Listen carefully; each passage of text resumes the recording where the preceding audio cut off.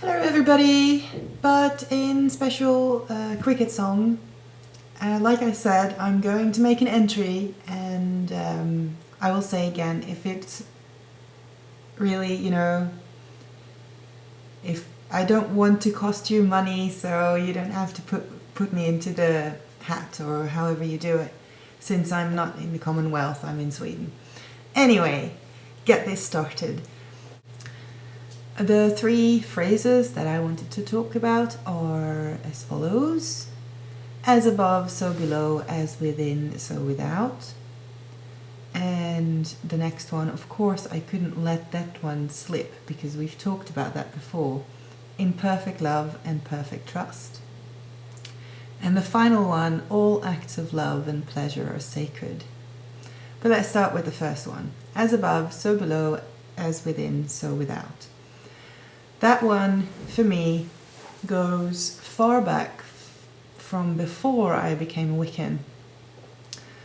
As a teenager, I was the most horrible teenager you can imagine. Yeah.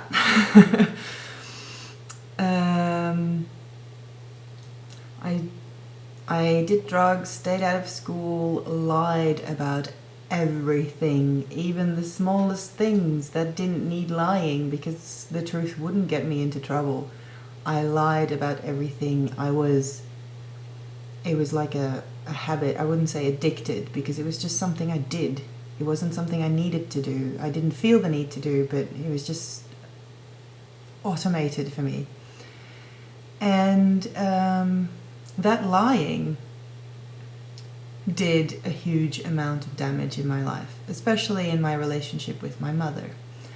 And I am my mother's only child, and I grew up with only my mother, so that relationship was important to cherish, but got destroyed over and over and over again. Of course, there were other influences as well, not only from my side, but also from her side and also from outside, but the lying was a big problem. At some stage, I think I was about 14, 15, I ended up in a home. So my mother and I decided that it was better for us to not live together. And with the help of social services, they found me a home for teenagers that can't live at home. I didn't live in another family. It's more like teenagers that can't live at home build a new family together temporarily, and there's a person there, like a mentor there, and depending on how serious your case is, the mentor will be there only a couple of hours a day or 24 hours a day. Then, at that moment, I finally realized that this lying was creating so much bullshit in my life that I seriously made a very serious pledge that I was never ever going to lie again. And I think I hexed myself when I did that. Because now, even when I want to, I can't keep a straight face anymore when I try to lie even. But in that period that followed that, I noticed that I was so much more stronger when I was actually showing myself instead of showing a mask. So my inside really became the same, well, my outside really became the same as my inside, and that gave me enormous amounts of strength just to be myself. So that's the part of as within, so without. It's extremely important to me, and yeah, if not impossible to do it anyway else. Then we have the as above, so below, and that's a part in Wicca that I really like. We do not worship the gods and goddesses in a way that they are almighty and very high above us. We are equal in worth.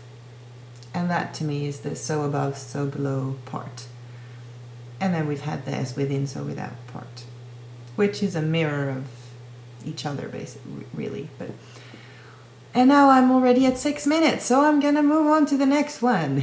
In perfect love and perfect trust. Well, you know, so I'm not going to really go into the history to this one. You know, the spell work that I did, and then I had an experience from the past which made me fear something, which made me wonder, what's the perfect trust about? What am I supposed to trust?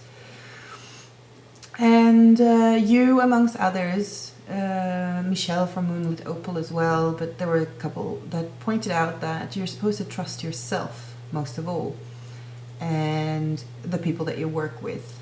Well, I'm a solitary, apart from my daughter,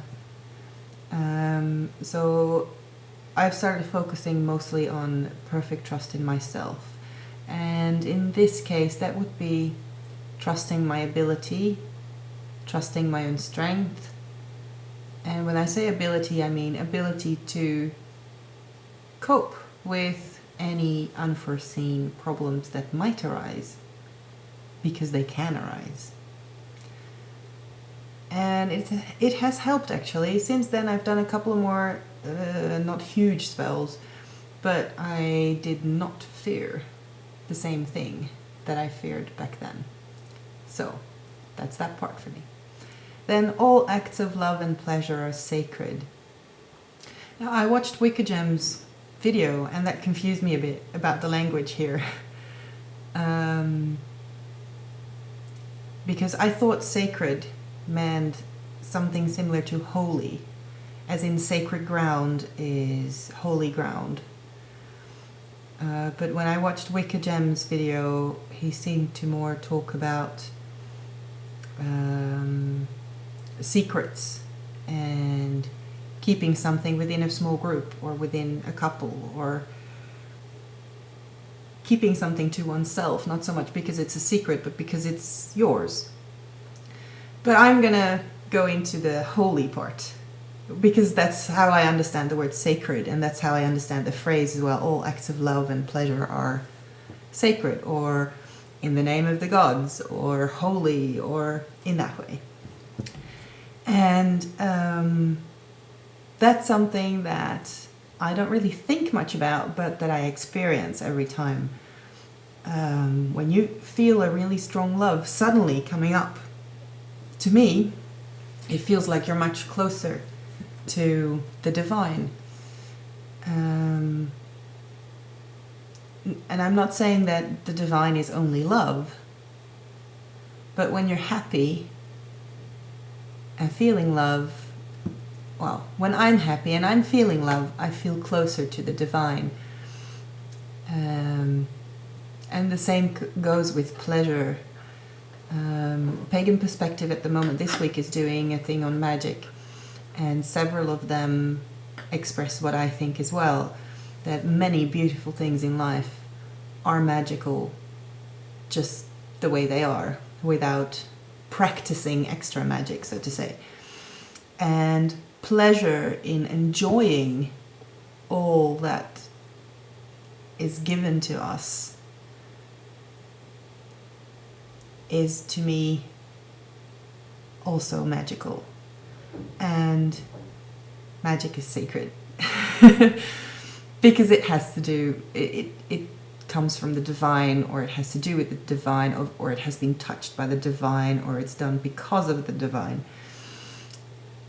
And that makes everything, every good and positive and love-like feeling that I feel for something divine.